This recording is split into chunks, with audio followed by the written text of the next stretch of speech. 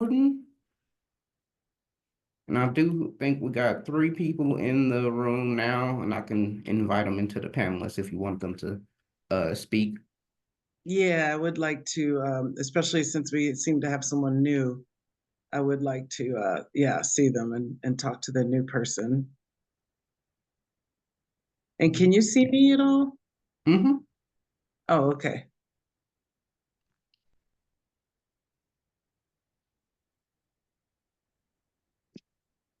All three are in.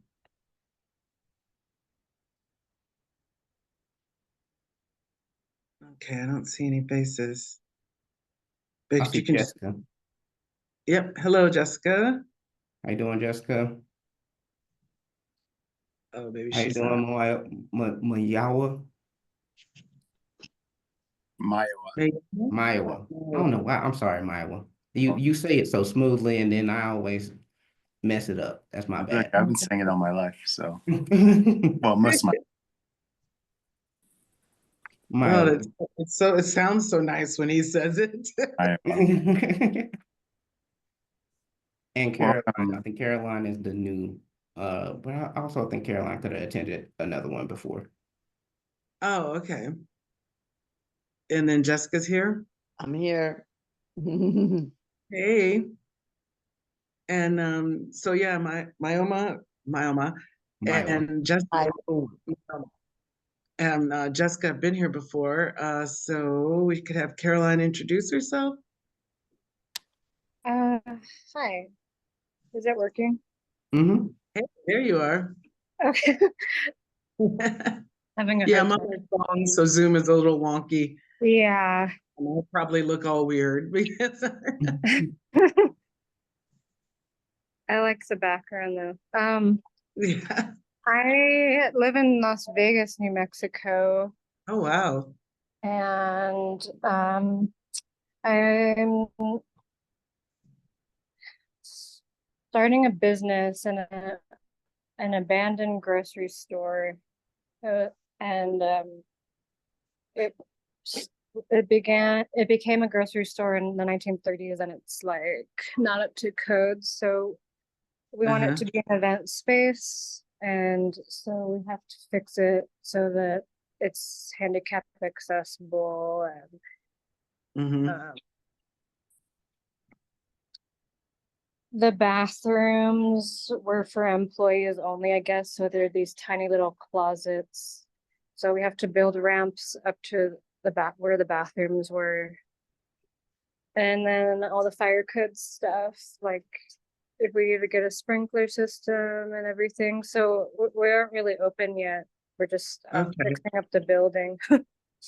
And are you planning on having like a commercial kitchen in there or Yeah, we want to a have a catering commissary system? kitchen, and we already have a stage set up for music. Okay. Yeah. All right. Cool. So it sounds like you're all on top of the, like you say, fire codes and the filings and your permits and all that kind of stuff that goes along with that. Yeah. Okay. All right. Great. And then also workshop 1 and 2 that have already happened. I'm not sure if you got the email, but I did send out the PowerPoints and the handouts for those 2 Okay. workshops. Okay. So Awesome. if you didn't see them already, I would suggest just kind of, going over them. It sounds like some of the stuff that you've already done is going to be in there, but you might catch a couple things that you still need to do or hadn't thought about, because Yeah. Jessica has a retreat center, and so she's established it, and has a little more. Maybe she's a little past the stage you are because her space is already all up and going. But yeah, I would definitely suggest reviewing workshop 1 and 2 because Jessica felt like it really helped her kind of check off the tasks, that to make sure she had kind of gotten, laid a good foundation for the business. So if you didn't receive those, let me know and I can make sure you get them. And there's also going to be Zoom recordings of all 4 sessions provided too. Okay. Yeah, by the end of the sessions, you'll have all that reference material. So I'm happy about that because having an ongoing reference is very important. Yeah, I started working on Thursdays, so at a cafe, so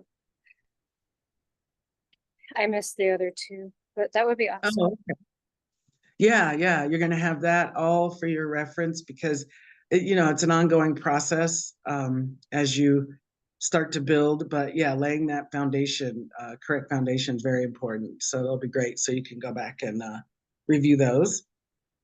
So I'm gonna get into today's presentation, and we are gonna have a 30-minute break, and we're also gonna have a Q&A session at the end.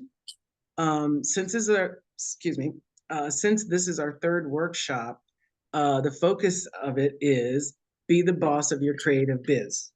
So, okay, you've got yourself, set up, or you've got your launch scheduled, your startup plan. So, how are you? I'm sorry. Did someone say something? Was there a question? Okay, I'll keep going. Um, okay, you've done that stage. So now we're getting into the daily running of your business. So you want to really have your management be as smooth as possible. So you want to set up all your systems, and you want to get some regular kind of like habits going. Because if you start them in the beginning, they're really going to help you as you go forward. Arlen, could you advance to the next slide? Thank you. So this is just kind of an overview of what this is going to entail. And yeah, let's go ahead and advance. Perfect, right there is excellent. So managing your creative business like the boss you are. I already mentioned the day-to-day running smoothly. You're going to have to do consistent marketing, need to keep up on your financials and the organization of your business. I mean, this goes right down to literally how you set up your office, how you set up your studio, depending on if you're doing like one of a kind work, are you doing production work? If you're a painter, I know some people have a day where all they do is like stretch canvases and then they're ready. And then they have a day where they do like gesso, like their primer. And then they'll have, then they're ready to have their like free painting days. So that kind of thing, you want to go ahead and start getting in flow and finding out what works best for you. And by that, like I said, build habits that allow your creativity to thrive, but keeps the business on track.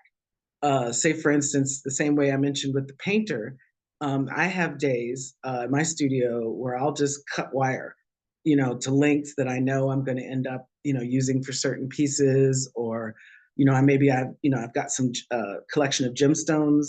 So sometimes when I'm kind of in between shows or I have a little extra time, I'll just go ahead and make like bezel settings for all those stones. So then I can just grab them and work them into a piece quickly, or I can show them to someone who may want a custom piece. And that way it makes it that much more, much quicker for me to produce. So things like that you want to start thinking about now. And of course, if you're a startup, these are things that you're going to be kind of tweaking and refining as you go along. Maybe you're going to need some special tooling or a certain machine, things like that. That'll save you time and money. So you really need to start thinking about running things with intention. As I mentioned, like as you get into things, maybe you see that like, oh, hey, okay, this machine is $200, but it's going to save me days of time. So you really need to start doing that as you get into your day-to-day business operations, not only in your kind of business management side, like the kind of office side, but also whatever your creative practice is. Because your operations are going to be just as important as you bringing in sales. You're bringing in sales or orders or productions, but if you don't have that other structure, an operation structure to actually produce that work, or a team, say if you're doing a big installation or you have a film you're going to make, that kind of thing. You need to start thinking about having an operations plan for that, because sometimes success can come at you very quickly. And yeah, so I would, go ahead and start kind of having even just gathering information on different places that are resources that you could tap quickly when opportunity does come up, if you're not already prepared. So the other thing is kind of piggybacking on what I just said is make a schedule. Your business routine is your secret weapon. Now, of course, as soon as I say that, you do have to be flexible. As entrepreneurs, one of the things and one of the skills that's very important is we have to be comfortable with risk, which all of us have probably already familiar with because we wouldn't even be at this point. But the other thing you need to be comfortable with is adaptability. So even if you do go through and make the schedule and, okay, this is going to be my routine, we're very adaptable. We may find out very quickly that the schedule we set is not meeting our, personal needs or, just our natural rhythms of our bodies. So that's something that, again, you want to continue to revisit and refine so that you are able to keep some sort of like basic schedule, because otherwise things just get willy-nilly. You'd be jumping from one task to another and not necessarily doing not only the most important tasks, but the tasks in order they need to be done. So for instance, if you're doing social media posts and you're not doing your like email marketing to kind of match up with what you're doing on social media, then your social media is not going to be as effective and your email marketing is not going to be as effective. Or if you have certain systems set up, but on the other end, what that system is set up to do, if you don't have, once it does what it does, if you don't have the next step ready, you're going to be stuck. And then you start scrambling and jumping from one thing to another. So things like, good old flow charts, things like that. Now there are a lot of apps that you can use to manage your business. I think you can see on the bottom of this screen, but I'll just tell you a few of them. Asana, I am familiar with. Trello, Notion. People really, really like Notion. Notion's one of the real popular ones lately because you can manage everything in one planning platform. And then, of course, you have that framework and you can go back and, like I said, be adaptable and change it as you go. Asana is really great for working with teams. I managed the vendors at a yoga festival and we used Asana for a couple years. And it was really great for team management because we could get messages to each other quickly or assign tasks to each other. And then, yeah, it was a great system for that. So if you're working with like a production team doing installations or anything like that, it's awesome for that. So yeah, you want to establish a manageable task schedule. And that schedule, like I said, should be based on some sort of time factor. So it could be a daily thing you want to do. It could be weekly, what you want to do. It could be bi-weekly. Like I said, you got to figure out what's going to be best for you. But like I said, you don't want things to kind of get away from you. So for instance, Arlen, am I on the slide that says make a schedule, your business routine is your secret weapon? I can't see it, sorry. No, I think that might be the next one. Okay, can you advance to that one? Mm-hmm. Thank you so much. Okay. So now you see daily, weekly, monthly, and quarterly. I think that was the last slide, but yeah, we did see that. Okay, thank you. I appreciate y'all's patience today. I'm traveling and I'm not in my home office. And yeah, so for instance, some daily tasks could be, checking your emails, processing orders, posting your social media updates. Now, I had mentioned in the previous two workshops that social media, the great thing about it is it can be scheduled. Your content, you can, like, part of your routine can be to collect content in folders, like, content ideas, images, video snippets that you can later, edit or use. And you can schedule your social media out weeks. Some people even sit down and do it for a whole month just to have it out of the way. So it's not a daily task, it becomes a monthly task. So I think you can kind of see where I'm going with, how you can set your own schedule. Now, weekly, for instance, you could review sales, you could plan your next week tasks, you could pick a day, it could be Monday, Friday, it could be Wednesday. I actually like the middle of the week versus a Monday or a Friday, because if you check in with what's going on like a Tuesday or a Wednesday, then you have time to take actions you may need, like sending out an email or a proposal, or getting in contact with a supplier. Then you still got some business days left to the week to do that before the end of the week, because a lot of times, of course, things pop up. And so if you're doing that check-in more midweek, that gives you a chance to get things done. Because also Mondays and Fridays are usually very busy, not only for us, but for our banks, for our suppliers, for our vendors. So a lot of times, if you're doing those types of things on Mondays or Fridays, it's going to naturally take you longer just for the wait times to, get in touch with them.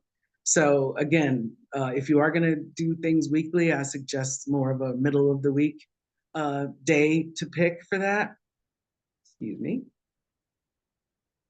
Now, monthly, you could think about reviewing finances. For instance, in the first workshop, or first and second workshop, we talked about basic financial reports, and I do mean basic, things like profit and loss, a basic budget, a basic balance sheet. Because also, if you are going to be pursuing financing, be it loans or even grants, some grant programs, they do still want to see a profit and loss. Even though they're not a financial institution, it still is a financial exchange. So they still may want to see that you have a profit and loss, or if you are a startup, that you have a budget, so that they can see that you have a plan of what you're going to do with those funds. Because in a previous workshop, I did mention that it's not about how much funds you have, it's about what you plan to do with them. And that's exactly what anybody, a sponsor, a organization that may be giving you a grant, some sort of a CDFI, which is a community development financial institution. Those are usually nonprofits. One in the state of New Mexico is called WEST, WESST, and that's a great organization. I've worked with them myself. So if you are interested in financing with a nonprofit like that, which are definitely more friendly to creative businesses, they are someone I would suggest. There are other ones, and there are some that are specific to regions in our state. And then, of course, there's also traditional banks and credit unions and things like that. So those basic financial forms, if you're reviewing them weekly, or if you don't have a lot of activity, then I would move that to a monthly task, because usually like a profit and loss or any of those reports are going monthly.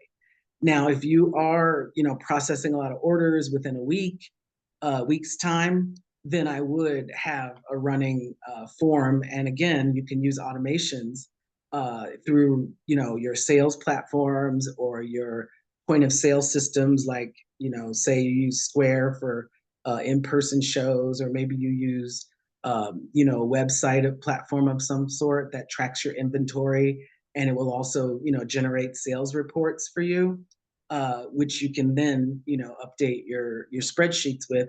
Or, like I said, there's platforms where all that's integrated, and the more you can automate, the better.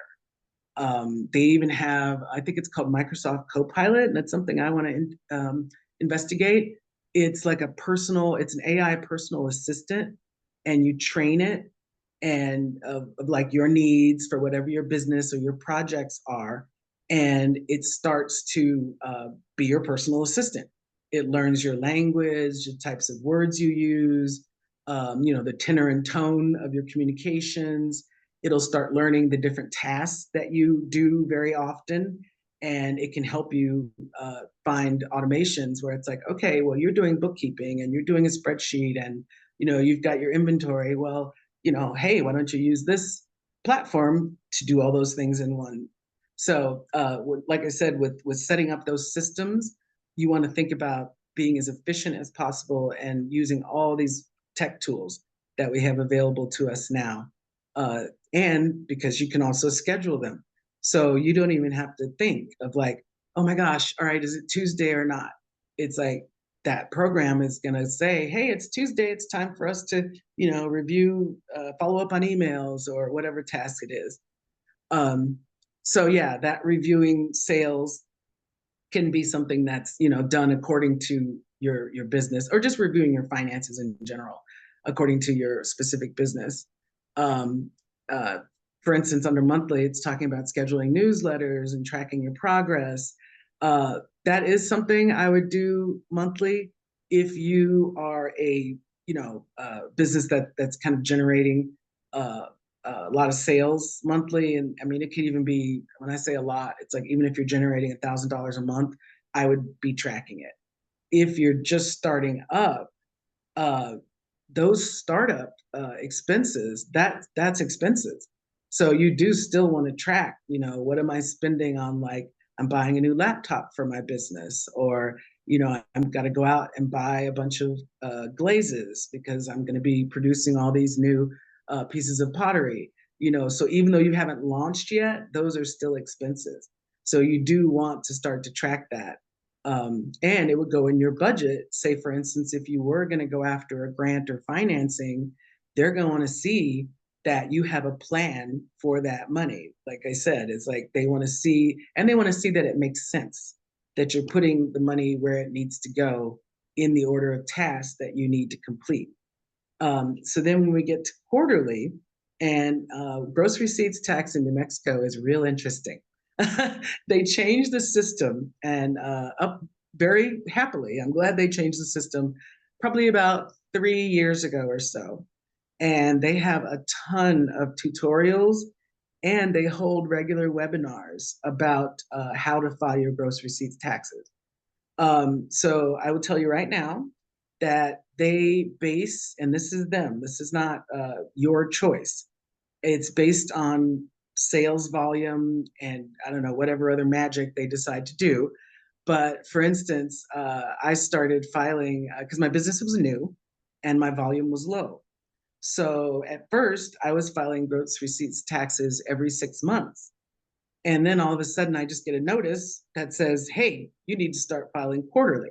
And I was like, oh, okay, I'll do that. And then another, year, I had a dip. I had an accident and surgery, and I didn't work much because I broke my hand. And so, of course, my sales went down. And then I get a letter that says, hey, you file every 6 months again. So, with New Mexico gross receipts taxes, you need to keep an eye on them. You want to set up your account.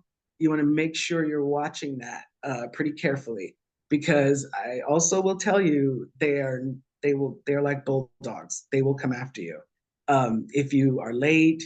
If they see certain types of like I said, they're watching your fluctuations of your income and changing your filing dates because of that. So just know that they are monitoring your sales and also going to be monitoring you for filings. And their penalties are also not pleasant. They are not cheap.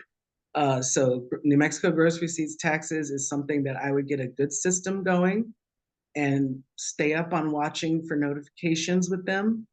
So that's something. Of course, your IRS taxes, I think, are all familiar with those schedules, and you do need to start thinking about self-employment tax and things like that.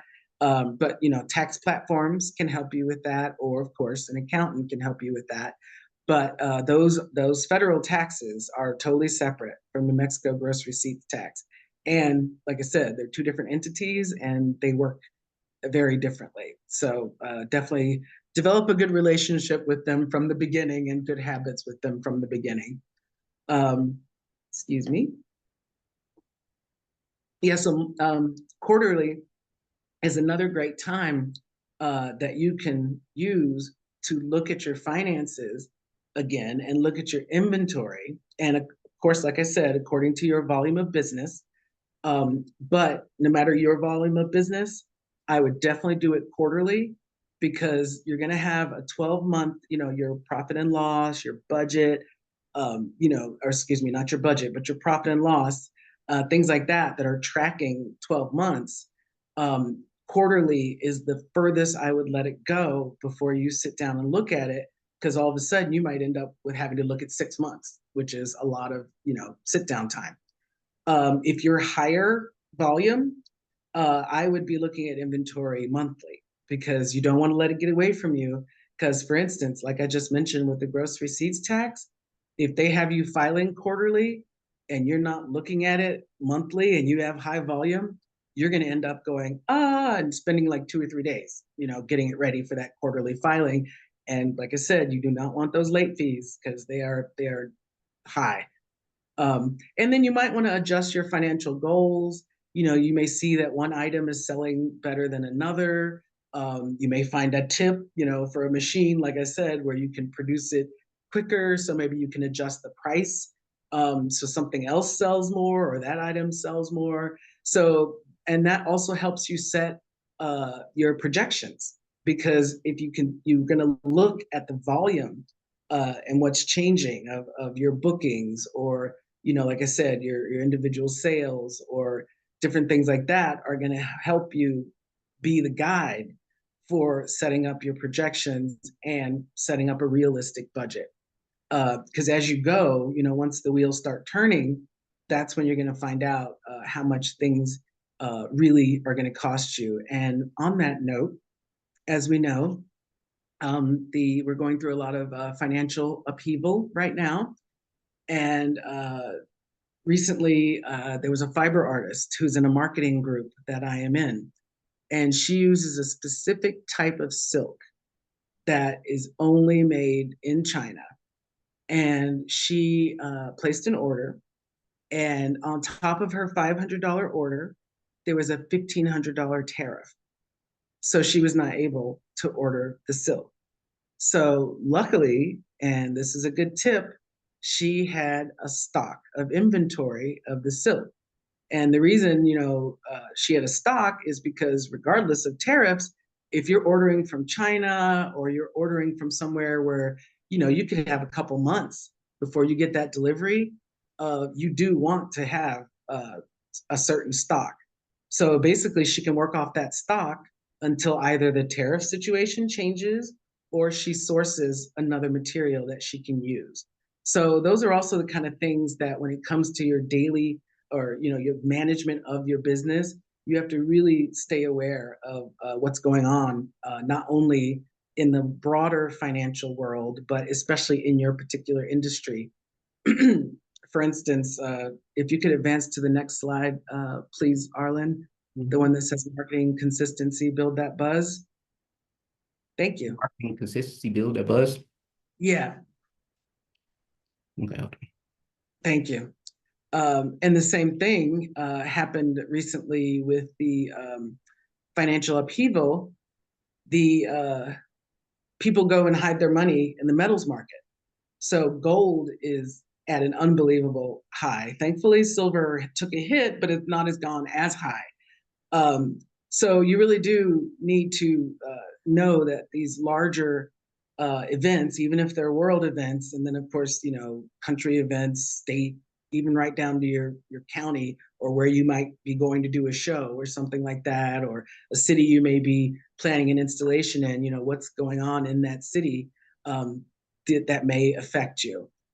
So I'm glad I got to mention that, because a lot of people who are dealing with a product of some sort are having to deal with sudden increases of prices to get that product, regardless of tariffs. It's also just the increase of the suppliers' expenses that could be affecting prices too.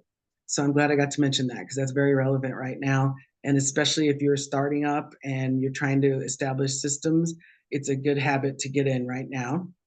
Okay, so marketing consistency, you want to build that buzz. You cannot, everybody, or not everybody, but a lot of people are really uncomfortable with sending a certain amount of emails, or, people don't want to hear from me that often on social media. There is a rule in advertising. It's a very old rule and it still applies. You need to get a message in front of someone 7 times before it really sticks. So imagine, one thing is they see a post. The next thing, one of your reels pop up. The next thing, they get an email from you. The next thing is maybe a fun lifestyle post where it's kind of like getting to know me, or, the next thing could be a demo of you doing your work, or a picture of your facility, or a little snippet, a teaser of your installation or performance. And, the next couple things could be something like you're asking your audience a question like, hey, what's your favorite gemstone? Or, do you like your mugs with larger handles or smaller, in a way to get them engaged?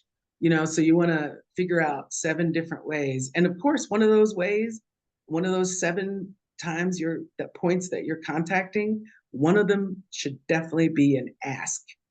And what I mean by an ask is an ask for a sale, an ask, a call to action. You want them to do something. So it's either, asking them to do something or calling them to do an action. You definitely want one of those to be, or it can be more than one, doesn't have to be only one. So within those 7 points of contact, you can do 2. You can do a call to action, then you can do an ask for a sale, whatever fits your business. But consistency, and then like I threw in that comment about the demo video, or just like a personal type of video. One of the number one things to remember is you are your business. People are interested in you. They want to know you. There's something in marketing called know, like, and trust. You want people to get to know you and what your brand stands for, the type of person you are, your character, your interests, things like that. Then once they get to know you, they're going to start to like you. And once they like you, and that's literally like you, on social media, I don't know if that's where they got like, probably. But once they like you, then they start to trust you as a source of like, okay, this lady knows her stuff about pottery. This man, he knows his stuff about being a goldsmith. Or, this is my go-to person for installations, gallery installations and immersive experiences.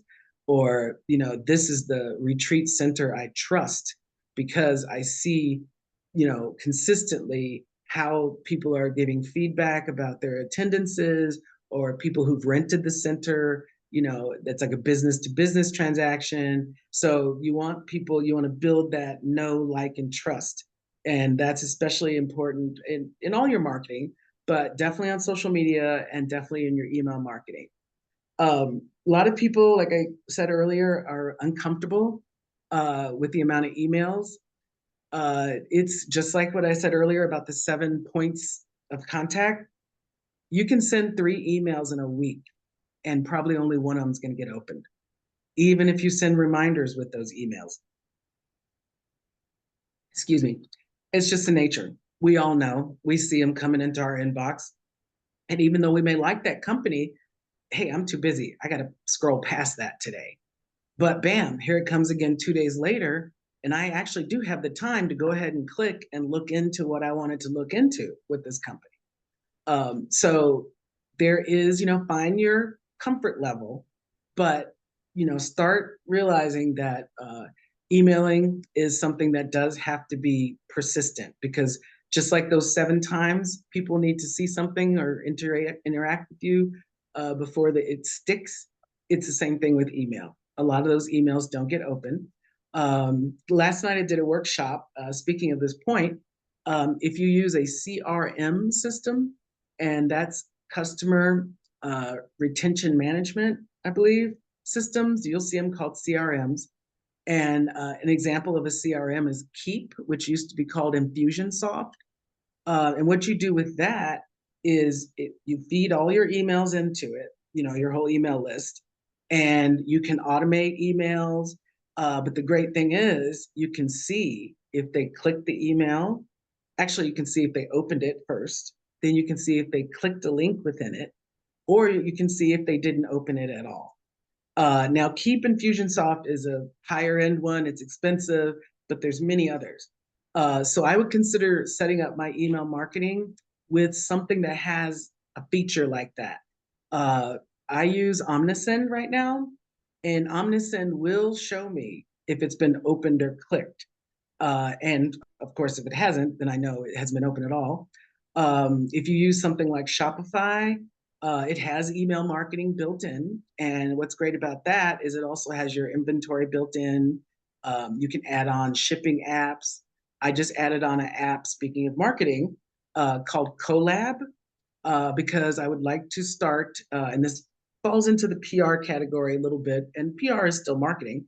I want to start trying to pursue more high visibility, either with, and it's almost a dirty word now, even like influencer or celebrity or whatever. I just want to start collaborating because then I'm going to be able to tap into their larger audience. So there's an app, for that you can add to Shopify in order to do that. And that's not the only way to do it. A lot of people who are interested in collaborations, and you see someone, in social media, they'll have the information right there of how to get in touch with them and how to, how they approach, doing stuff like that. So that's something also to consider for your business is collaborations.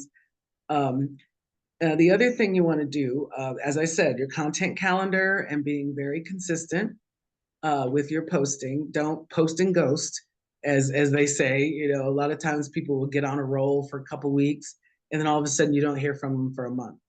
So what does that feed into? What did I just say? Know, like, and trust. If you're posting and ghosting, they're probably not going to trust you very much. They're going to go, it's kind of inconsistent, or, what's going on with that business? So think about that when you think about consistency and what, as the next point says, what is your brand voice? What is your brand style? What is your brand's relationship tactics with your customers, with your audience? So that consistency is going to give them an idea of that. And your consistency is going to keep you top of mind. And that mix you're going to do of, say, something personal, like a lifestyle post and then a demo post and different posts like that are going to help you create connections and stay top of mind with them. And definitely do things that are interactive. A lot of people with their marketing, they just keep throwing up images or throwing up reels, but you really want interaction. It is called social media for a reason. So you want to find opportunities, not all the time, because you don't want to constantly be asking them to do something every time. Like I said, it's got to be a mix, but you do want to be interacting with people. Some people, do a poll. Some people will, just ask a simple question, things like that to get people to interact with you. And it pushes you in the algorithm. Algorithm, dirty word, but since they change it so often, you want to be hitting all these different activities because you don't know how they're changing it. One day it could be based on reels, how many reels you're posting or how many stories. Another day it could be on how many interactions you're getting with followers or how many organic interactions. So that's why you want to be consistent and across, your different platforms. I did mention in a couple earlier the earlier workshops about choosing your platforms carefully. You want to make sure you're choosing the platforms where your audience is, and you don't want to spread yourself too thin. And you don't want to throw everything, at the wall and be on every platform when you're just not even dealing with your audience. For me, for instance, being a jeweler and being very visual, I am on Facebook and I'm on Instagram, and I'm about to get deeply into Pinterest. Pinterest is a sleeper for social media. Pinterest didn't start out with the intention of being social media. They just wanted to be visual. Well, it quickly became not only social media, but it became a shopping platform. So just like being adaptable as a company should be, they embraced it. And now they even coined a new term for it. They call it a story selling platform. Because not only are you seeing visuals, people are pinning things on their boards. They're, creating this kind of beautiful curated collection. And of course, you're doing the same with your board. And it's telling a story. They're sharing, like, oh, I've, hired this person to do my floral arrangements at my weddings. And then they're seeing the pictures, and then they can click, get in touch, and order, that person to, do the flowers at their wedding. But some people, YouTube may be their platform, or TikTok. So pick your platforms, and there are, luckily, not only apps that you can do your scheduling and things in, but there's platforms that can consolidate your postings across platforms. Hootsuite used to be a popular one, but there are some others now. There's many others now, because Hootsuite was one of the earlier ones that will cross post for you. So you can sit down, say for instance, you schedule that, 2 weeks or a month of all your content and your posts, and it just runs automatically. You're in your studio working, those emails and those posts are going out, because you can automate your emails as well. And so again, you want to be as efficient as possible, because a lot of us, especially starting off, we're one person, maybe two people operations. So leaning heavily on this tech and these is very important. I found out recently, oh yes, one last thing, especially speaking of emails, is a lead magnet. Like, for instance, some people will give away a free little like ebook. And for instance, it could be how do you polish your jewelry? How do you polish different metals? It could be a free polishing cloth. Some people do say, hey, if you answer this question, I'm going to give you something for it. Or you want something that, like I said, it's that ask, but not always asking. You could also be giving as a way to, get an email from them, or get them to, go to your website, things like that. The one thing I will mention is there's two words that I would stay away from. One is discount, and one is sale. So you see where it says discount, and even freebie, I'm not crazy about, but I want to really, those are obvious as to what they are, but you can play around with how you say it. For instance, instead of saying, I'm going to give you a 10% discount, for whatever, instead you can say, here's a $10 gift card that you can use towards the purchase of whatever. Because say that $10 is going to be, off of 10% off a $100 purchase. Well, that's $10. So you can say, oh, I'm going to give you a $10 gift card for a purchase of $100 or more. And that sounds better, depending on your brand. Your brand could fit that languaging. Sale and discount could be good languaging for your brand. But if it's not, I would stay away from terms like that. And instead of like, say, even if you're going to say sale, if you say flash sale, that's got a little more panache to it than just sale. So think about that when you're doing your email marketing, your languaging, and like I said, brand voice, and the terms and the tone that will match you. Now, of course, we all want to drive traffic to that website. Social media is not necessarily where you're going to get your actual sales, because then they got to click through, and every time, every extra step is one that might not get done. So you want to really be driving traffic to your website when you're thinking about your marketing. And, my emails I send out, as people scroll down, I've probably got 4 different buttons where they can, at any point, say they only want to read the first paragraph, bam, there's a button they can hit to shop. Say they want to read all the way to the bottom, they don't have to scroll back up to find a button to shop. Bam, it's right there at the bottom. So again, don't think you can't put too many shop buttons in there either. Because some people are not going to read through the whole email. You know, all they need to see is the first couple sentences and they're ready to buy something.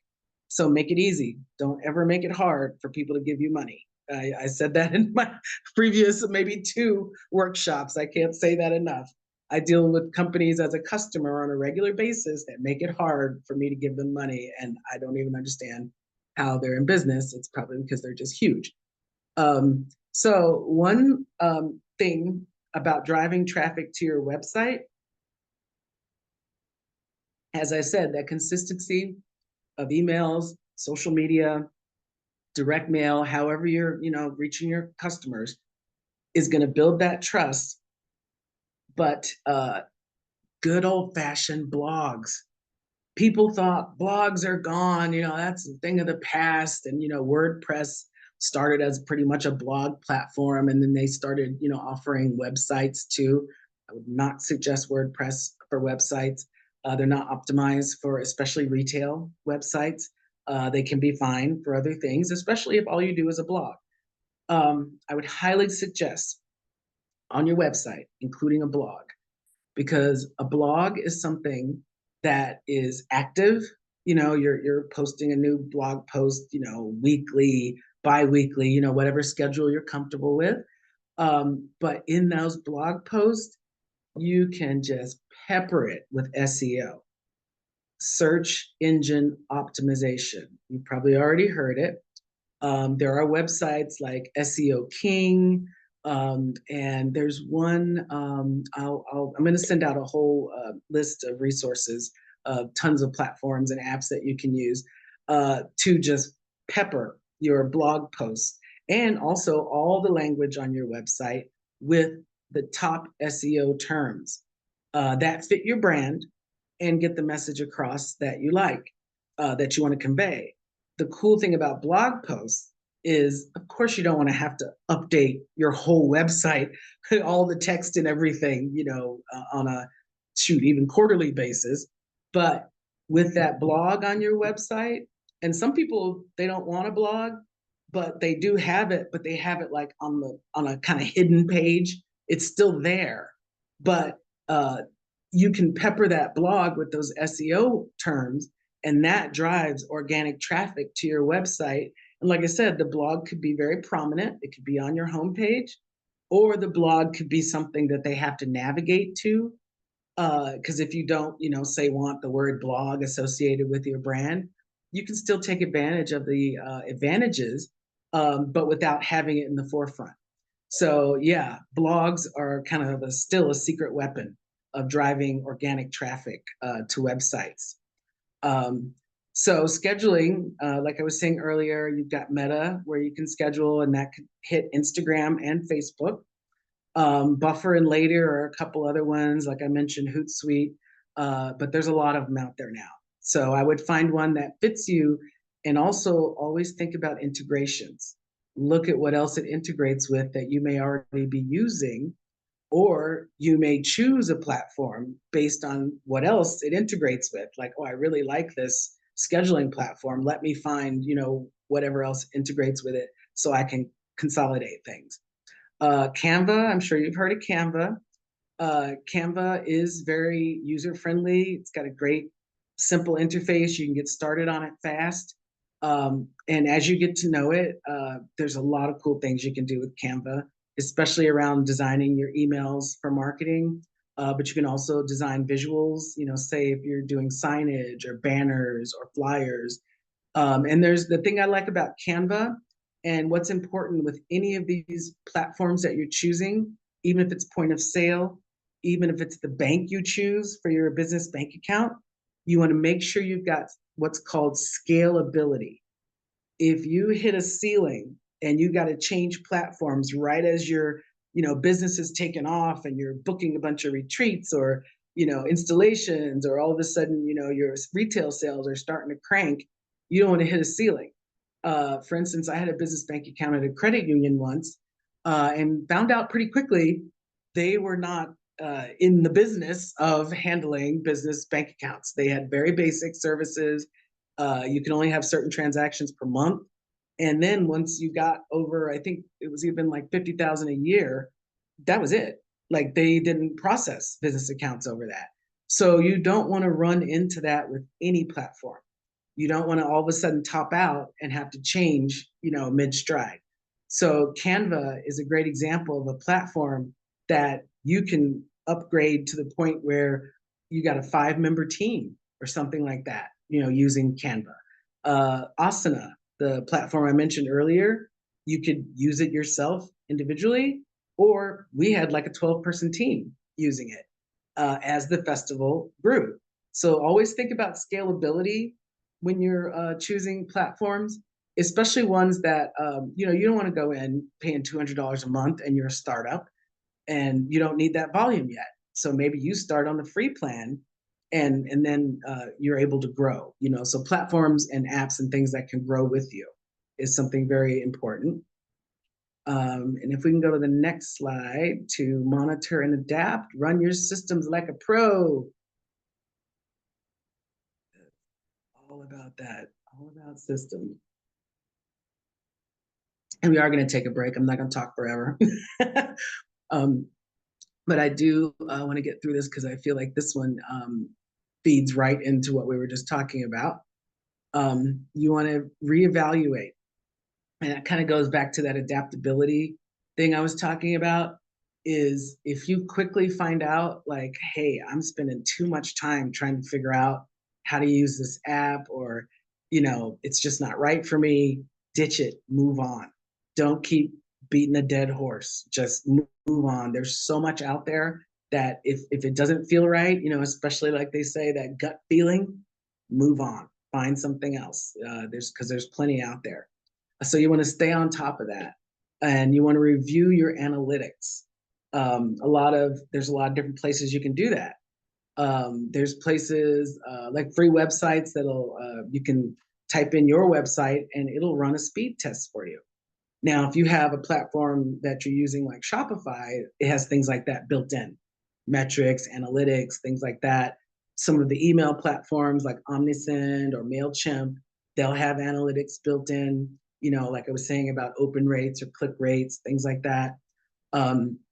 You want to, of course, be able to look at your sales, and that would either be in your point of sale system or in your point of sale, and what's the other one? Anyway, track your sales. Always want to know what's going on. And then you want to watch for platform updates and trends, because you may pick a platform and think everything's okay, and the next thing you know, they drop the feature that is the main feature that you chose them for. Or they start, doing things even with their brand or, their voice, and that doesn't fit you anymore. And you don't want that associated with your brand. So you may have to leave for reasons like that. So you do, as I was saying earlier about like what's going on in the world, you also do want to keep an eye on the platforms you've chosen, the apps you've chosen, the buzz around what may or may not be going on with them. That always needs to kind of be in the background. And trends, because of course new platforms are coming out all the time, and the trends may be more on this social media platform versus another one. For instance, mentioning the email marketing, Omnisend and MailChimp, and there's tons of others. There's Flowdesk, there's others. For instance, a lot of people do not use MailChimp anymore. And I'm not sure if this has changed with MailChimp because they're a very early platform, but MailChimp did not allow you to have like your businessname.com. It was your business name at MailChimp.com. So people, A, didn't like that for their branding. B, MailChimp became known as one of the lower end email marketing platforms. So with something like Omnisend, you can buy an email domain that just says your company at, like info@preciouselementsdesigns.com. For instance, that's one of my email domains. So it doesn't say at omnisend.com. And, that makes you look that much more professional. So think about that when you're choosing a email marketing platform, because you definitely want it to have your own email domain. And in fact, some of them, you can't even use that platform unless you buy an email domain, just like you buy a website domain. And that's usually, very inexpensive and could be, renewed on a yearly basis. So the next thing you want to do is make sure your systems support you and your lifestyle the way you like to work. Some people, they are early risers, or some people are night owls, and maybe you want to do your kind of financial reports and things like that in the morning, and maybe afternoon and evening is better for your creative practice. Or some people, they do like to sit there on social media in the evening, and maybe that's when you schedule your posts. So you want to make it fit your life. And when you set time for a monthly systems check, I would also just loop in your mindset and your wellness. How have I been doing this month? Have I let myself, become all frazzled and running from task to task? Well, maybe I need to review my systems. Maybe I need to review what platforms I'm using. And okay, well, my eating schedule's off, or my workout schedule's off. Okay, well, maybe my systems and, again, things I'm using are not matching what I need to do for my personal health or my personal life. We all have things we want to do outside. Entrepreneurs can tend to be just all consumed by our businesses, because we usually are, in the beginning, one person operations. But since you are a one person operation, if you go down, the business is down. So you want to make sure that that systems health check is not just only your business systems, but on yourself as well. Because you can have, maybe a system you chose and you researched it and, did your due diligence, and you don't even realize until the end of the month it's affecting all this other stuff you're doing. And at the end of the month, you're frazzled because you're trying to, work with a system that's not, or a platform or something like that's not suited to you. So you do want to kind of do a monthly scan, because, again, that doesn't let things go so far that you can't kind of rein it in and make adjustments. Here's a big one. And here's something, being a person who was around before the internet, yes, I was, passwords. I sometimes, we get buried in passwords. Some platforms, especially banks and things like that, will require you to change your password every few months, or, if some security breach or something weird like that happens. So I highly suggest, I was trepidatious years ago, but I highly suggest using some sort of platform to manage your passwords. Otherwise, you're going to have a bazillion passwords all over the place. And especially if you're, in flow doing something, and all of a sudden it says, hey, you got to change your password, your 3 months is up. And you change it real fast, but you didn't get it, into your platform. So your platforms will also, if you're using something like that, it'll remind you of, like, hey, this particular password has to be renewed in 3 months. Or, so these, using a platform like that will really help you, because passwords, the two-step authentications, a lot of times they're texting you codes. They're, a lot of times just signing into something you use every day is becoming more difficult. Now, that's for security reasons. I'm fine with that. But if you can use apps or platforms that help streamline that for yourself and keep yourself safe, that's a very good move to make. So it's 12 o'clock. So if we want to take a quick 15-minute break, and then we're going to have a little longer break for lunch after this, and then we're going to have some Q&A. Also, I will remind everybody, in case you missed it, that there is some one-on-one consultation available after the end of the 4 workshops. So you can get in touch with me and schedule one-on-ones, because everybody's business is different and at different stages.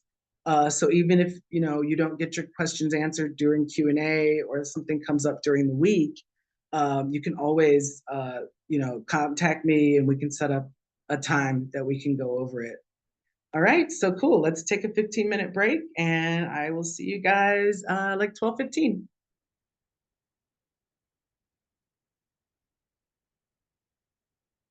Very good. Oh, great. Excellent. Do we have any everybody else back or? I'm back. Hi, Jessica. Hi. I can't wait to meet you in person. Yes, me too. So next week, is it, did you get all the votes? I'm pretty sure it's still going to be Zoom next week, Okay. because basically it seems like me and you are the only ones. So shoot, maybe me and you can get together and we'll do Zoom with everybody else. Sounds like a plan. Yeah, sounds like Good. fun. Yeah, Yeah, 'cause you know what? If I come to your place, are you on a PC or a laptop? I'm on a laptop. Oh, that'd be awesome. So Yeah. if I come to your place, it'll definitely be better than this phone setup Right. I've got. And And we, I also have like a large monitor that we can hook it up to, so we're not looking at the computer like I am right today. oh, okay. Oh, Yeah. that sounds like fun. Okay. Yeah, and then we can have our little short lunch together too. And yeah, Yes. We could get some coffee from Black Cat too. you know, I haven't been in Black Cat in probably 2 decades. What? I know, I know. See, I used to travel so much when I first moved here for work that Mhm. I sometimes would only come to town once a week, just to soak, because I would shop in Santa Fe or Albuquerque or wherever I was. And usually I would only come to town to soak. So, and I was so busy, there was a lot of things I missed. So yeah, part of what I'm doing now, and especially working with CID, we're also working on like creating more events and better events around the state, as well as some like B2B events Mhm. um, that will keep New Mexico artists in New Mexico and also keep that revenue in New Mexico. You Great. know, if we have Yes. to deal with tax and rev, we might as well not only make our money for it, but we might as well, be able to stay home and not drive to Texas or California or, yeah. So, Yeah. Yeah, we have had people that are like retreat leaders that have brought a group here from Santa Fe, Albuquerque. God, what is the name of that place? It's not Roswell. Oh, it's gonna come. Carlsbad? I'm sorry? Carlsbad? No. Ah, Ruidoso? it will, no, it will come to me. It's a place where you're like, what's there? It's not like a touristy place. Let me see. Is it Clovis? Yes. Wow. Wow. Ding for the win. Yes, Caroline, yes. I could have kept going and it would have taken me a long time to get I through this. know, and I feel bad because I'm like, you know, there's nothing that stays in my mind with associated with that place, and I've never been. So it was like a couple of years ago, maybe I don't remember. But yeah, it was a great group, and what you're saying, having people from the state and the money stays in the state. Yeah, yeah. And then people who are coming from out of state, when they see how well developed it is, be it a retreat center or be it these high-end, art or craft shows or, a trade show where they can come and buy New Mexico products, not just, arts and crafts, but also New Mexico products in general. That brings more money into the state. And like I said, more New Mexico businesses can stay right here and not have to travel as much Right. because that's not only the tax money, it's also the lodging, your food, your gas, everything you're buying on these trips when you have to leave to go do shows. That's all lost revenue Mhm. versus creating better events here. So I, I'm be working on that for sure. yeah, So let's I don't know if everyone is familiar with the New Mexico magazine that ah, every month, and it's a beautiful magazine. There is a section where they have I'm not sure how they do it, but they mhm. advertise New Mexico artisans that are selling this or that. And I always look at that and I'm like, yes, I want this or I want that. And it's very much about promoting the state, not only touristy, but Mhm. all like restaurants or the different places, like a place that you can get all the cowboy outfits or yeah. I think my Owa knows about something because he's coming into the screen. Yeah. The other thing I'll mention is the New Mexico True program. Mm, It's free to do. You just have to apply, and there's some hoops you got to go through to send them information to verify your business. Not only that, but also verify that you do make your own work. And then you get a listing on the New Mexico True website, and of course they're doing all their marketing, and you're going to be on that website.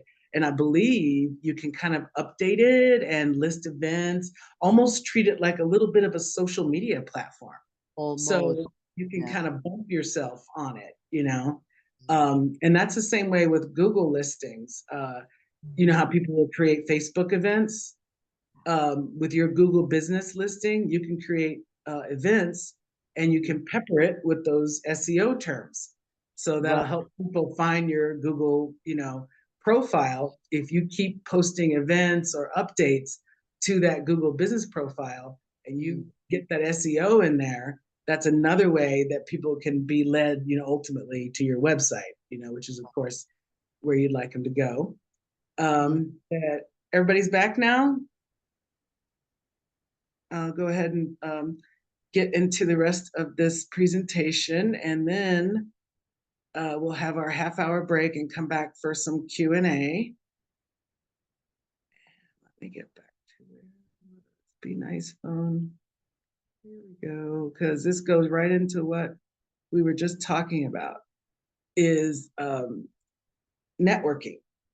By being on something like New Mexico True, right away, your one person business, say for instance, is now reaching their hundreds, hopefully thousands of people who are following New Mexico True. So networking and collaboration are huge. Sponsorships, huge. Because you're basically, by banding together, you get that much more reach. And this could be something where, say that you're attending an event, and you want to talk to other people, about like, hey, is this a good show for me? What do you think about, like, I'm wearing this jewelry. Do you think I'd fit here? You could network with the show promoter themselves. You can go to virtual meetups. A lot of times I'll attend webinars, and it's wonderful because during the Q&A, or just people interacting with each other, you can just learn all kinds of things. And especially if you do events, craft fairs, festivals, things like that, always visit before you do it if you can. And that's another thing. If something's in California, it's a little hard for me to go visit it before I go do that show.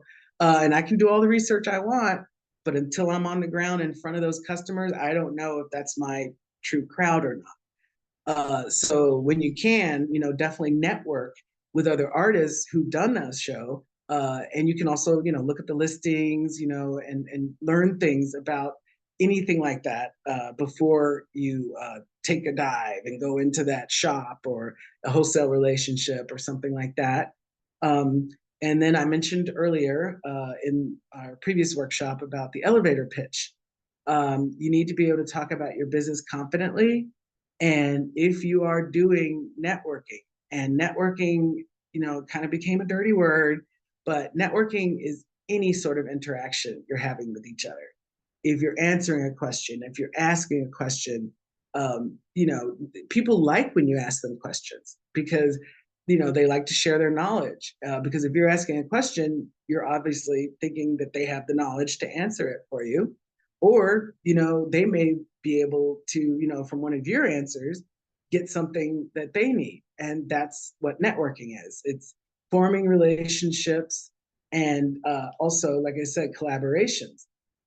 For instance, I worked with I did like a pop-up in a very posh boutique. And even though she bought and resold bags and clothes and jewelry and things like that, she would constantly have these events, special events, that would keep her audience engaged as well as bring in new people to the store.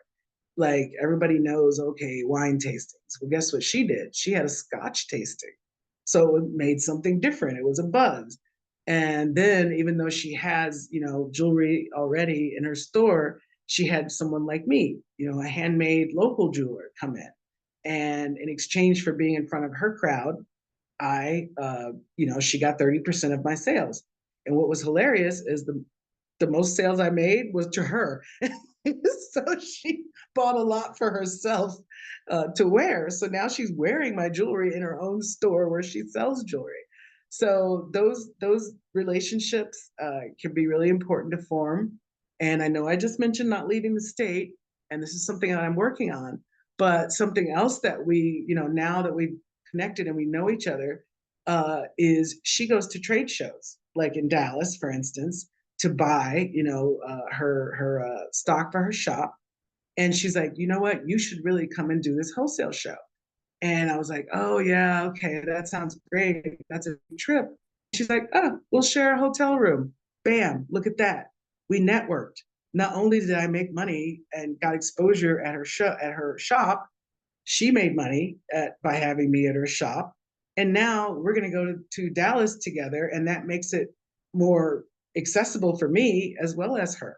So networking and collaborating with people, sounding your ideas off of them, that's how you're going to hone that elevator pitch and being able to just naturally talk about your business in an effective way that is conveyed quickly. Because we all know how short attention spans have gotten, and even how people's, excuse me, even how language, has changed. And of course, the way we interact with even writing. A lot of people, they don't even write cursive anymore. So you need to find ways that you connecting with people that are relevant to the way we're connecting with each other now versus the way it used to be. And that's why I don't like the term networking, because it's kind of an older term. I feel like networking could easily be replaced by just conversation or curiosity. You could just ask somebody like, hey, I've seen you using this different POS system than me. How's that working for you? And the next thing you know, you may find out that it's better for you and it's cheaper. And also your colleagues, a lot of people, especially artists and creatives, can tend to be kind of, protective of, being wary of their work or something like that, being ripped off. And it's quite the opposite. Usually people are very open to talking to each other, because that's how you not only find out about resources and opportunities and research, but that's also how you learn, just by a repetition of honing that pitch and describing your business in a very natural way. So you don't feel like you're doing a salesy type of thing, or, it just flows naturally. Now, sponsorships are awesome, and they can be very effective. Say, for instance, I have a ceramics business, and I make, these beautiful platters and mugs and, wine glasses, whatever types of serving things in ceramics. Well, they could have a pop-up in a restaurant or a cafe or something like that. And the cafe, a similar situation, gets a cut of the sales. And that person, gets exposure in front of a group that is actually, using what they offer. And sometimes it ends up that those restaurants end up buying the products from them. Another way sponsorship works, especially when it comes to large events or things that are more performance related, and I'm sure you've seen it all over the place. A Super Bowl, we could say right there is one big example, or when they call it the whatever stadium, those are sponsorships. So, say for instance, you have a film you'd like to screen, and you have a theater you know you'd like to screen it at, but you can't afford the theater. So you approach, a sponsor. It could maybe be a food business or a beverage business, or something that relates to your film, and they could sponsor, the subject matter of your film. They could sponsor the event by paying the fee, for the space in exchange, for their marketing to be shown.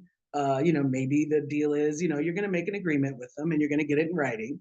Maybe you're sharing your email list with them, or, you're getting them to commit to, blasting out your information to X amount of emails, or, putting your event on their website. So, sponsorships can kind of also cross over to the word collaboration. But those should always, like I was saying last night to the group I was speaking to, is like, don't be afraid to just go ahead and do the ask. The worst they can say is no, and you just go to the next opportunity. Because every time you're doing that, it's also, like I said, repetition. You're honing your pitch. You may leave something and they said no, and then by thinking about how you presented, you may find out how you need to change your pitch or your brand voice or what you need to do to close that next deal. And it just may not be right for you. That's the other thing. If things don't work out, usually it's for a reason. Listen to your gut, especially when it involves your intellectual property, it involves your living.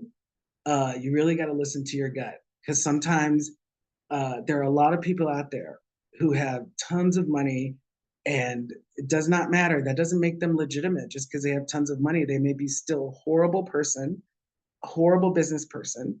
So yeah, don't just trust it because they have a big company or a name already established. You definitely want to go with your gut, and networking is where you can find out. Like, someone may tell you, like, hey, this company wants to sponsor this big event for me, and they'll be like, no, no, no, no, no, stay away from them. Like that, you'll find out immediately. And then don't just take that one person's word for it. Go talk to a couple other people, and you may find out very well that it is somebody or an entity that you definitely want to stay away from. So that's why networking, collaborations, and sponsorships can be just so incredibly important. Because it's also like that know, like, and trust I mentioned earlier. That's what you need to do for yourself internally in your business. The same thing, you need to know, like, and trust your vendors. If you have people doing services for you, if you have a supplier, you definitely need to trust them. It's like, hey, if I'm buying silver or a certain glaze, I need to know that that's really what it is. So even with that, you're doing that for yourself in your own business. And like I said earlier, is don't be afraid to share with people who are your direct colleagues. Maybe they're in the exact same business as you, because those are really going to be your most valuable, because they are doing the same thing you're doing. And like I said, they may be able to warn you about someone who may be unscrupulous, because you're both in that same industry. So I would suggest being very open about consulting each other, and opportunities come to those who show up. Like I said, if you don't ask, you're not going to get a yes or a no. And you don't know if it could have been a yes. And even a no can lead to a yes, because you learn something from that no that you got. Like I said, maybe changing up your pitch, or your business languaging, things like that. So with networking, I can't say enough about how many amazing opportunities have come to me through just asking a question. I've gotten wholesale accounts through networking with my customers. Some people would be like, oh my gosh, that's like bothering them. I'm like, no way. I say, hey, okay, you're from wherever in California or Boulder or wherever you live. Hey, do you know of a store that is there that you think might sell my work? And they're like, oh yeah, well, this store, and you should do this show. And right there, you've got market research. And of course, you'll continue to research, but there's sources all over to network with. And yeah, a lot of times that has to do with mindset. And like last night, I was a young woman who was talking about the feeling of owning what she was doing and feeling like legitimate as an artist or a creative or business person, entrepreneur. So there is a certain, as I mentioned earlier, mindset that comes with being able to network and talk about your business. And networking is actually a great kind of safe way to do that because, like I said, with those no's that you're getting, it's not shutting your business down. It's not endangering you like that. It's kind of a really handy way to do direct market research that can be very local and can be very specific to your business, and it's free. Or maybe you do say, hey, let's go out for coffee and we'll sit down and talk, and you treat something like that. So those are very important to build up. And networking and collaborations and things, those connections like that, you need to make sure you consistently follow up. If you talk to somebody about this great idea you both have and you feel like you could work on it wonderfully together, don't ghost them. Contact them at least within that week. Because of course, life just starts speeding along. But I would say even within the next 2 or 3 days, because things are speeding along so much, even in a week, it might be like, oh yeah, who are you? So, while you're top of mind, you want to start that relationship with them. Because after that first connection, if you make that second connection pretty quickly, then you get on a roll. And like I said, with those 7 points of contact, you've already done 2 right there, and you're just getting started. So networking, things like that can be, you want to build them out, the good ones, to be long-term relationships. We already mentioned your Google business profile and how handy it can be. The other thing with your Google business profile is people can leave reviews on there. So, and you cannot remove them. We've all done, looking at reviews of hotels or things like that. And, there'll be this one horror story on there, or a lot of them, or one horror story peppered in with all these great reviews, and you can respond to them. So that actually just kind of feeds back into how you run your business, your customer service. But you will maybe get a wild card, that puts something, not so good in your business review, but you want to do everything you can to prevent that. But at least you can answer to it. But that is something to consider. And then you do want to solicit good reviews. Any good interaction you have, every sale you have, every booking you have, every performance you do, always ask for recommendations as well as reviews. Ask for testimonials. You'd be surprised, when someone has really enjoyed what you've done or loves the product that they bought. A lot of times they will go even further than you realize in helping you promote your business, because they've become invested now. If they purchased something, if they've done something with your business, they are now almost the brand ambassador for you. They're going to be out there wearing your jewelry. They're going to be serving their guests dinner on your platter. They went to this fantastic installation, and now they see another one's coming, and they're going to make sure and tell their friends and bring friends. So those are very, very important to be open and work with your community of not only business people, but within your field. Of course, we all know about Facebook groups. There are a ton of them. Some of them are full of scammers. They're full of trolls. So choose your Facebook groups wisely, because also we all know about getting hacked. Facebook, Instagram, any of that. That's another reason you want to choose your Facebook groups carefully. Having said that, good groups can be fantastic networking opportunities, but you do have to be very careful. Of course, LinkedIn Everybody knows LinkedIn. They've been around quite a while.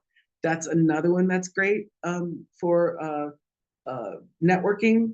And what's cool is that when LinkedIn first started, it used to be more like for corporate networking, but as it's developed, creatives are using it a lot more. And you can, and because it was kind of a corporate, base that started it. For instance, I can directly contact the editor, jewelry editor or accessories editor at Elle Magazine. Easily get in touch, easily send her a PR, a press release or a line sheet. Same thing with buyers at major stores around the country.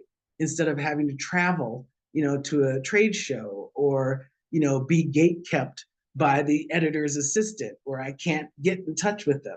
So LinkedIn is actually kind of like a sleeper, like Pinterest. Like people think it's old, it's not.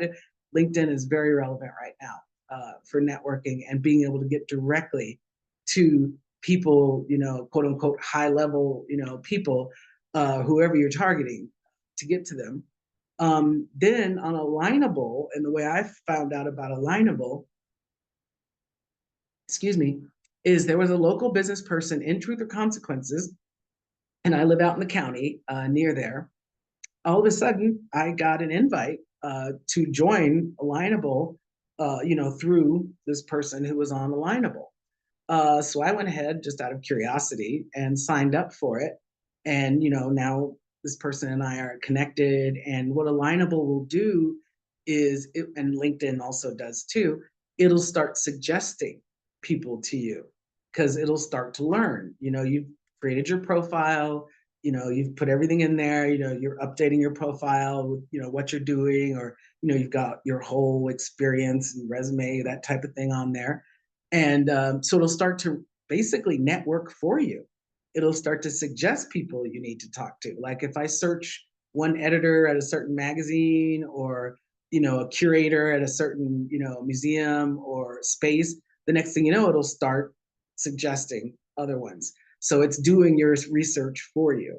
So groups and those business networking apps like that can be very, very helpful. And of course, good old fashioned, going to a gallery opening or going to some sort of, small business meetup. It doesn't even have to be focused on your particular industry.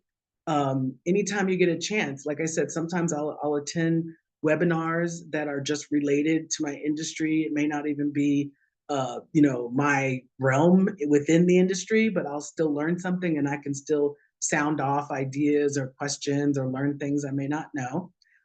So yeah, building up that network, I can't say enough about that, especially because, again, a lot of times we're one person operations and we can tend to just get into our studios and our business and just not interact as much as we should be, especially for growth and opportunities. So I'm actually going to, would you guys like me to keep going or do you want to take a half-hour break now? I'm good still. I have nuts. Let's keep going. I'm sorry, who said that? This is Maya. I said, let's keep going. And then I can't remember. Cool. They had nuts and they could make it through till lunch. I'm the one with the nuts. Oh, before I forget, I am going to be signing off if I need to, if it's going a little longer than 1:20, I need to sign off at 1:20, just so you know that I'm not just ditching everyone. Okay. Well, the cool thing is we usually do a 30-minute break for lunch. So if we just conclude like about 1 o'clock, that break can be we can end, is what I'm saying, about like 1:10, and then everybody's got that time for lunch. Does that sound good? That sounds good. Thank you. Okay. Because I think I'll be able to wrap it up in that time. As well as, again, I will say, you're free to contact me during the week. And then, of course, after the workshops are over for one-on-one, if questions pop up. And especially if opportunities pop up and you have a specific question you need answered quickly in order to make a decision about an opportunity or something like that, definitely get in touch with me. I'm happy to be a sounding board or advice in any way I can. So the other thing, and this is a nice transition from networking, is to keep researching, always stay curious, and always stay sharp. As I was saying earlier, you got to watch what's going on in the world, in your state, in your county, in your city, wherever you're doing business. You need to watch for trends, new tools, pricing models change in your industry. For instance, I'm sure people who work with gold, just like the lady I mentioned earlier who works with silk, I know her pricing model has changed. So, and that was something that's due to government or, industry, and it could be trends. For instance, copper jewelry may become really, really popular over silver. Well, guess what? Copper is a lot cheaper. So that's going to change my pricing. So you really want to kind of keep your, ears open. And sometimes like I'll spend, a few minutes every day, say I'll just type in, grants, and I'll just be searching grants for like 10 minutes. And sometimes I'll be like, okay, well, even though I'm not a trend jeweler or designer, but occasionally I'll just be like, oh, what colors are hot this season? Just kind of keeping your ears and your eyes on what's going on, in your industry, and especially in your more local market, especially because no matter what's going on nationally or other things, your local market and where you're actually selling is going to be, the most important in the long run. Excuse me. And then you actually want to learn from your analytics. Some people, they'll be like, that can't be true, whatever. No, it's true. The analytics are true. Go ahead and take some kind of action, because guess what? You can always take another action. Nothing has to be permanent. If you're finding out that you say make a bunch of changes into the way you're sending emails, and all of a sudden your open rate drops a lot, well, okay, what did I change? I need to not do that. I need to maybe go back or do a different thing. If you do a bunch of, SEO work on your website, but it's not helping traffic, well, maybe you're not doing the right SEO. Maybe you're not getting right terms from the right source. Maybe those terms aren't the searchable terms that match your business, because you'd be surprised. It's very counterintuitive often what the terms are that people will type in to get to you.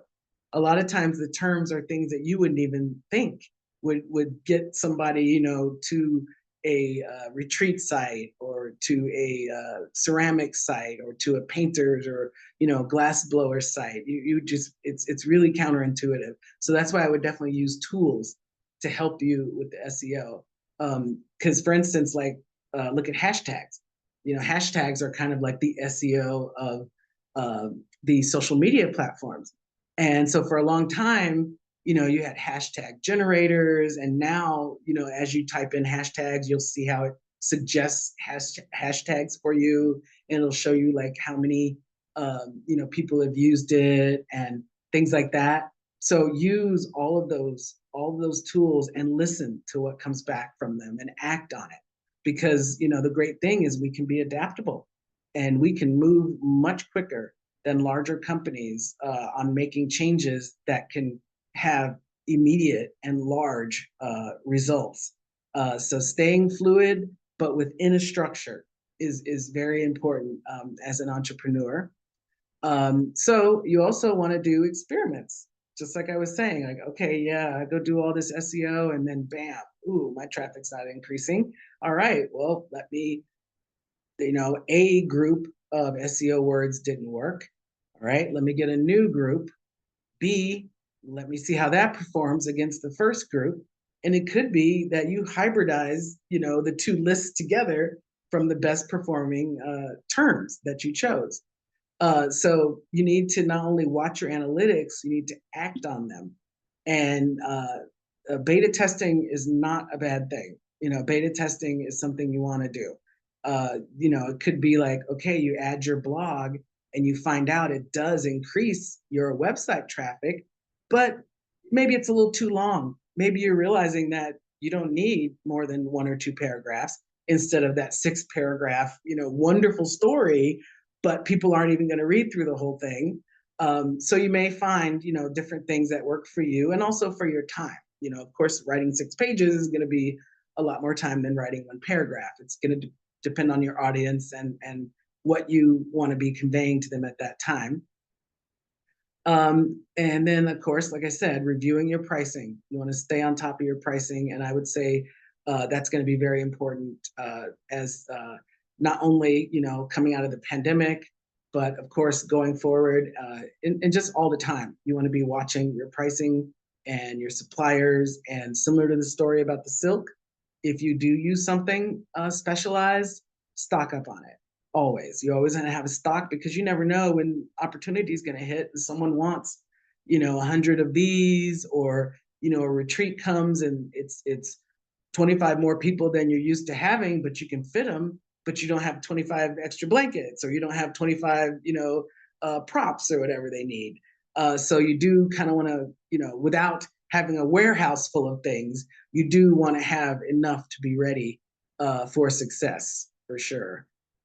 Especially like if you have to mock up some samples or something like that really quickly for somebody, similar to what I was saying about having those gemstones like already in the settings where I can, you know, make something quickly out of them.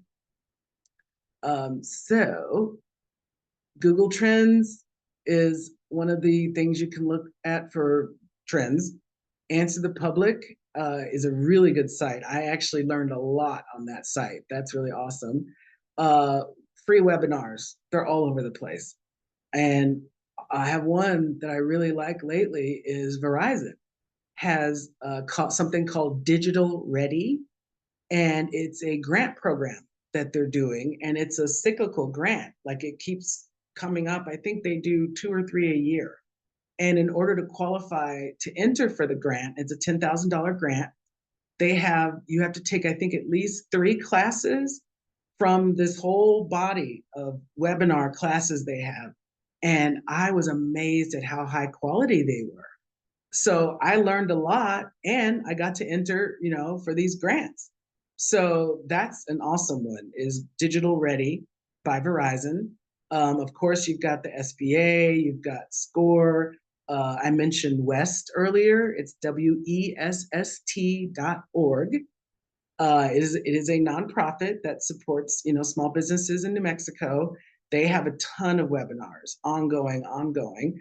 And of course, New Mexico Economic Development Department has a lot of great webinars and trainings. Yes, New Mexico Tax and Rev, they have a lot of trainings. They even hold in-person trainings in different places around the state. And the thing I like about them too, if you got to deal with them, the great thing is you can actually walk into an office and get an appointment and sit down with somebody one-on-one. If that's what you need to have that, you know, return in front of you and have them help you make sure you're setting up a system, you know, it's rare. You can do that. You know, if I think about New York State, oh my gosh, to get an appointment to come in an office, they probably don't even offer that in New York City. So it's, you know, take advantage of those free resources like that that we have. So earlier when I talked about structure and creating that kind of structure that you can still be fluid in and adaptable in, you boss habits equal boss results. If you have routines that protect your wellness, protect your ability to be, you know, have effective systems that are sustainable and scalable, because you don't all of a sudden want to get on this roll and I'm doing great and, oh, I can't put any more inventory on my website. I've maxed out the amount. You don't want to run into that. You want to be able to upgrade and keep going. So a lot of people love doing like time blocking. There's another word for it, but they came up with a new term for pretty much the same thing. But like I was saying earlier about some people like doing administrative tasks, you know, earlier in the day. And some people like, you know, maybe doing their social media scheduling in the evening, and some people like working in their studios in the evening. So you really want to organize that time according to how you function, not only in your own, habits, but in what you need to do to maintain your wellness and your sanity, basically, so you're not ding, ding, ding, ding all around. So you do want to kind of block out that time, including breaks, including, making sure you're hydrated. A lot of times when I've been at my computer a lot, I'll just step out my back door. And just by getting that sunlight on me and that fresh air, it's amazing how much that perks me up. And, I've gotten up, I walked around a little bit. So those things are really, really important. And then, since we're all, a lot of us are one person or two people operations, you want to start delegating tasks as soon as you can. Right now, I'm working on getting a apprentice, somebody who is going to help me with jewelry production, but they're going to be learning. And then that leads me to be able to produce more jewelry and more profit, to then lead to that becoming a paid position. And I've worked with independent contractors before. They're another valuable source. Students are a great source, who want to learn, according to your business and how that would work. So there's a lot of ways that you can get help that don't necessarily have to cost you a lot of money in the beginning. And in fact, I've even had, other jewelers that I've done shows with who don't know certain techniques that I know. And so they would come work with me in my studio and help me produce in order to learn that technique. So that kind of goes back to that collaboration and networking, and how that can be very valuable to you, and help you both progress. You're going to make more sales. They've gained another skill. So yeah, you want to start, getting help in any way as soon as you can.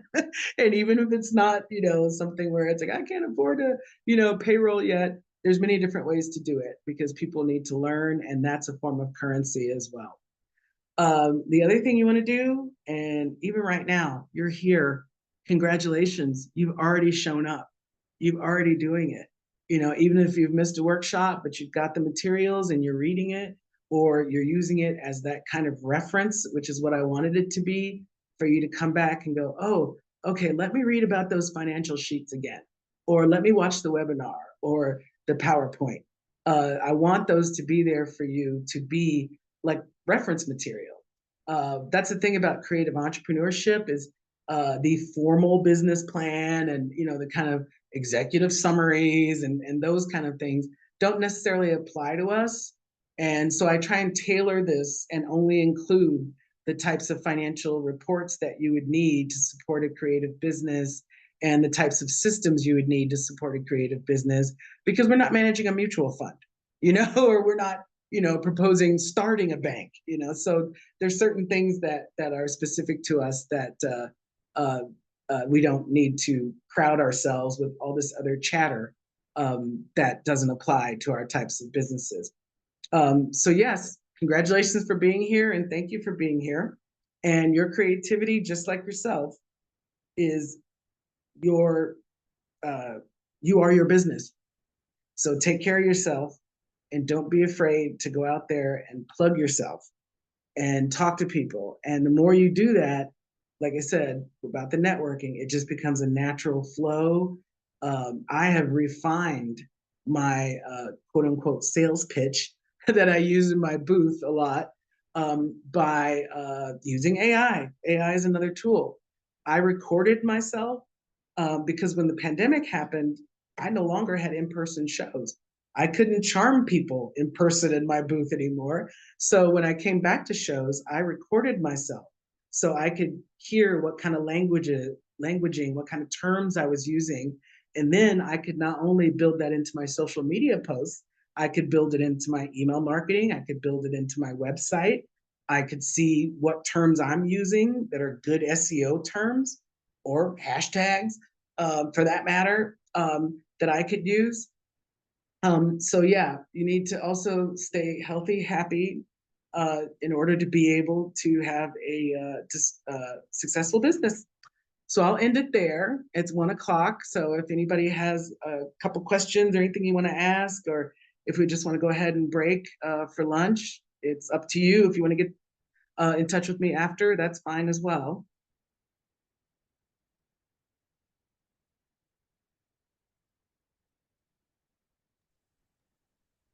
I don't have any questions right now, but Okay.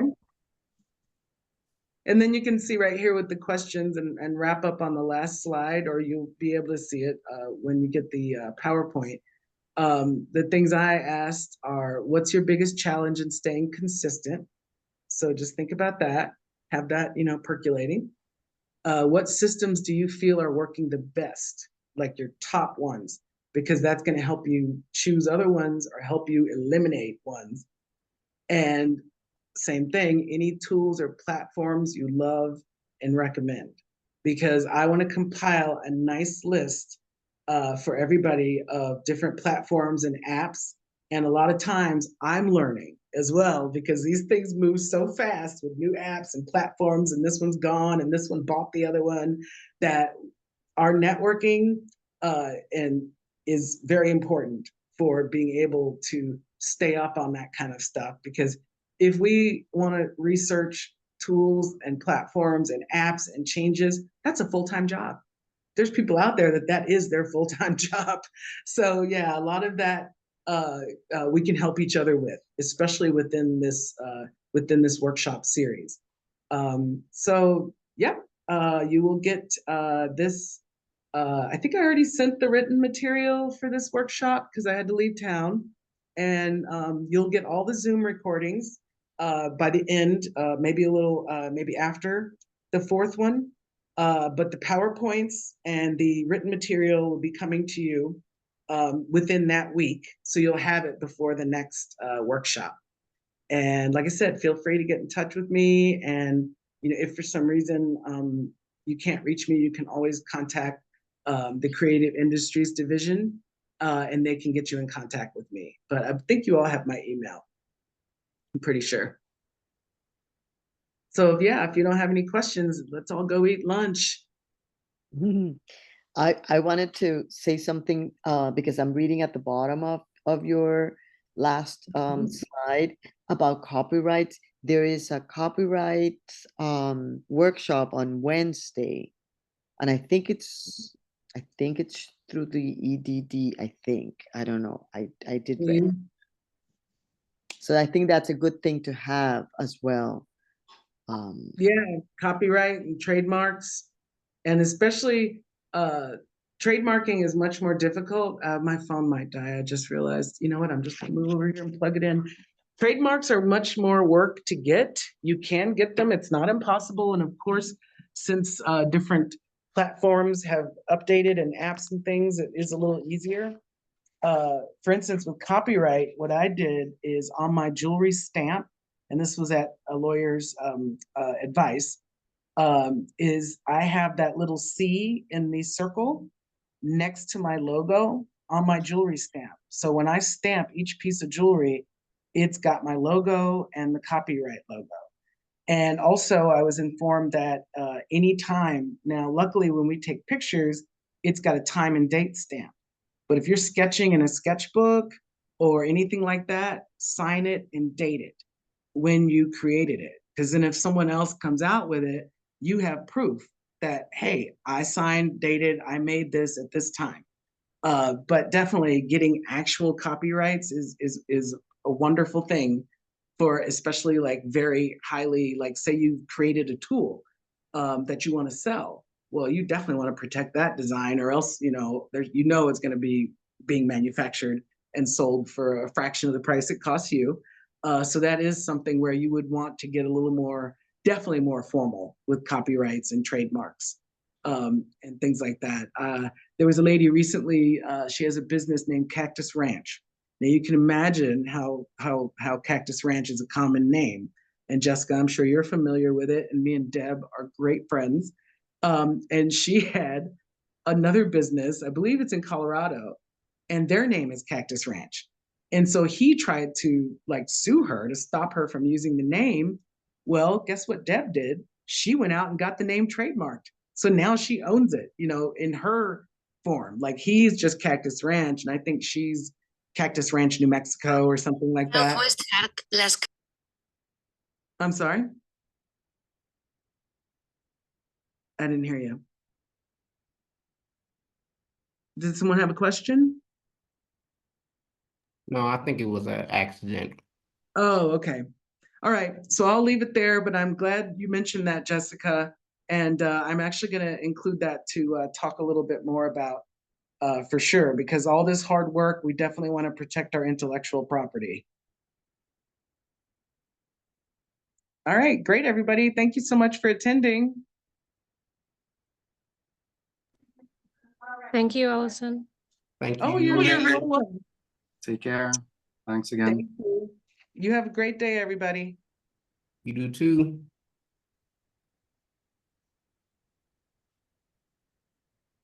And Arlen, I will be talking to you soon, I'm sure. I'll be sending that, be sending the recordings to you too. And then I'll be going from there. So the best way I can send it is going to be through my shared drive because the files are so big. So when I get that, I'll be sharing it with you. Oh yeah, you know what? I did when I tried to download the one that was on there, my computer was like, yeah, my memory was too full for me to download it. And I was like, yes, of course, it's huge. So yeah, I'm gonna figure out a way to not only save it for myself, because I bought a new external hard drive, but get it, you know, the best way to get it to the participants, because it's gonna be large files for them too. So yeah. Okay. Sorry Well, about great. Oh no, that's fine. I And did we'll have plan to on- answer it. It was the heart in, yeah, my husband has some issues and that was a call from the cardiologist. So I'm like, yeah. Oh, I get it. I get it. We were at the doctor's office this morning. So Jessica, I'll talk to you and we'll plan on getting together for the workshop Yes. next week at 11. Perfect. Okay. Yay! We'll talk and maybe we can meet up a little earlier and just set up For and sure. stuff. Perfect. For sure. Thank Yep. you. And Arlen, when are you coming to TRC? I will have to see how to put it into our planning for the next year once our fiscal year is up. Okay, great. Okay. If not, And I'll then- reach out and come up see you in Albuquerque. Yeah, definitely. Okay. We'll have our open hours every first of the month, moving forward, every first Wednesday of the month in Albuquerque. Oh, okay. Okay. Yeah, because I'm going to email you, Arlen, about the Arts District conversation we had and the Main Street loop in. So yeah, I spoke to the Arts Council about that in our meeting last week. So yeah, I'll circle around and email you about that. Okay. That's All gonna right. be great. Yep, we need it. Yep. All Okay. right. Well, I'll see y'all later. Thank y'all. Bye, everybody. Oh, See you thank you next so week. much. Bye-bye. Have a good day. Too. Bye. Bye-bye.